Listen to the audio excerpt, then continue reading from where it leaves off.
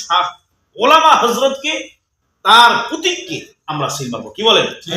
পারবো না ইনশাআল্লাহ?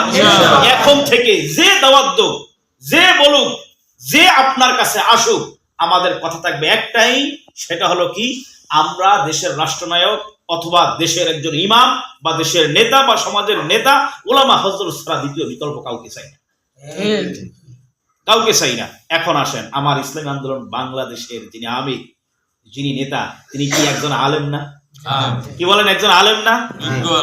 তিনি কি মনে করেন শুধু ওই ময়দানে বক্তব্য দিতে পারে, মসজিদে কি ইমামতি করতে পারে কি পারে না?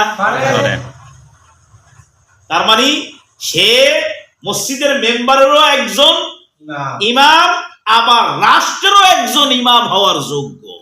এরকম একজন নেতা আমাদের দলের একজন ব্যক্তিকে আমরা পেয়েছি, আলহামদুলিল্লাহ। এর থেকে আর ভাগ্য আর কিছু আছে? কি বলেন?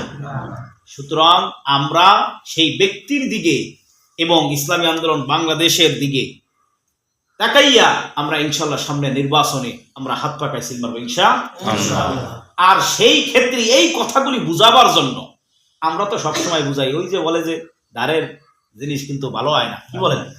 এই জন্য দূরের মানুষ, অর্থাৎ আসলে তারা দ্বারে হোক আর দূরে হোক, কিন্তু তারা তো আমাদের মুর্শিদ, কি বলেন, আমাদের পীর, তারা হলেন আমাদের আমির, তারা হলেন আমাদের রাহবার। তারা আসতেছে, কারা কারা আসতেছে আমি একটু পড়িয়ে শুনে, আমাদের লিফলেট পোস্টার করা অলরেডি হয়ে গেছে।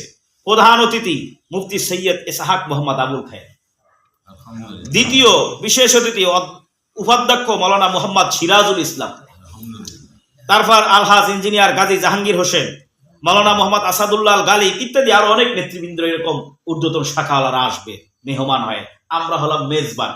এবার বলেন, মেহমান যদি আসে, মেজবানের কাম কি হ্যাঁ করে ফেলাই দিয়ে দূরে চলে যাও?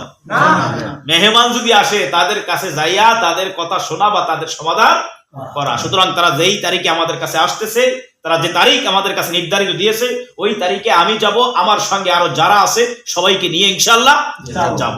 যাওয়ার ক্ষেত্রে যেহেতু এখানে একটা গণসমাবেশ, এখানে কিছু ডিসিপ্লিন আছে কি নেই?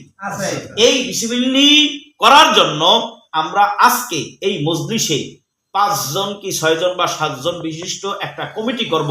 তাদের নেতৃত্বে আমাদের এই 6 নং ওয়ার্ড, আজকে কিন্তু 6 নং, আমাদের প্রতিটা ওয়ার্ডে কিন্তু এরকম কমিটি হচ্ছে বা অলরেডি কয়েকটা ওয়ার্ডে হয়েও গেছে, যেটা হুজুর একটু আগে বলেছো। তাহলে আজকে এই 6 নং ওয়ার্ডের এই